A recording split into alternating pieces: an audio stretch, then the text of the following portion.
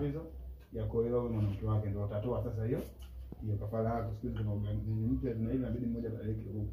Kwa tayari tunaangaliana ishi na kwa ngumu, tunaanza kubishana baada ya mtaka leo si kwangu.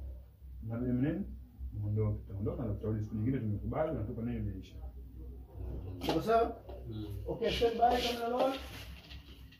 Tarehe tunaenda wapi? Ngoja nafunga. No, hizo ziko zinaingia. Okay, camera roll, Master Shot take 1. Stand by. Action.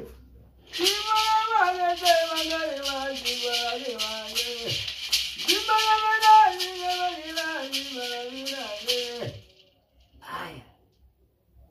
Nataka kujua mna matatizo gani? Yaani mpaka mmefika hapa ofisini kwangu, mnataka niwasaidie kitu gani? Mtaalamu, sisi tunahitaji mkubwa sana wa pesa, kwa sababu huyu rafiki yangu ana mwanamke wake, na yule mwanamke wake familia yake inahitaji kumwezesha. Sasa kipato chetu sisi ni kidogo sana na hatuna njia nyingine yoyote ya kupata pesa, na ndio maana tumeamua maamuzi kuja hapa Kilingeni.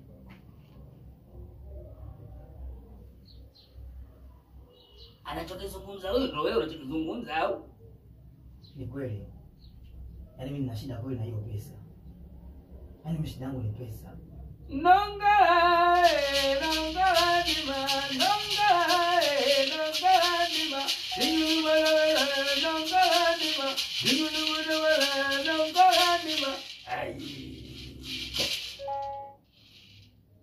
kuna aina mpya ya kupata utajiri.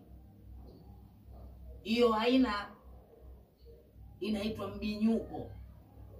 Ili ufanikiwe kwa haraka haraka lazima uingie katika mbinyuko. Mbinyuko? Yaani bado sijakuelewa. Mbinyuko huo kivipi? Yaani mbinyuko maana yake ni utajiri ambao unaenda kuupata wewe, hasa kama nyinyi mkija wawili kama hivi mlivyokuja wawili. Unaweza ukaupata utajiri, lakini kwa nyinyi wawili mkishakubaliana lenu liwe moja, maana yangu ni kwamba mtalazimika mmoja ageuke kuku, mwingine abaki kuwa binadamu. Na baada ya kugeuka kuku kila kipwi, basi pale ndo pesa zinapoingia. Kwa hiyo akiacha mafurushi kama 60-70 kwa siku, ujue hapo ndo $1. Kwa hiyo nyinyi wenyewe wawili mkubaliane nani ambaye anaweza kubadilika kuwa kuku, ili baadaye sasa baada ya kupwi huyo kuku ndani mnanizoea zoea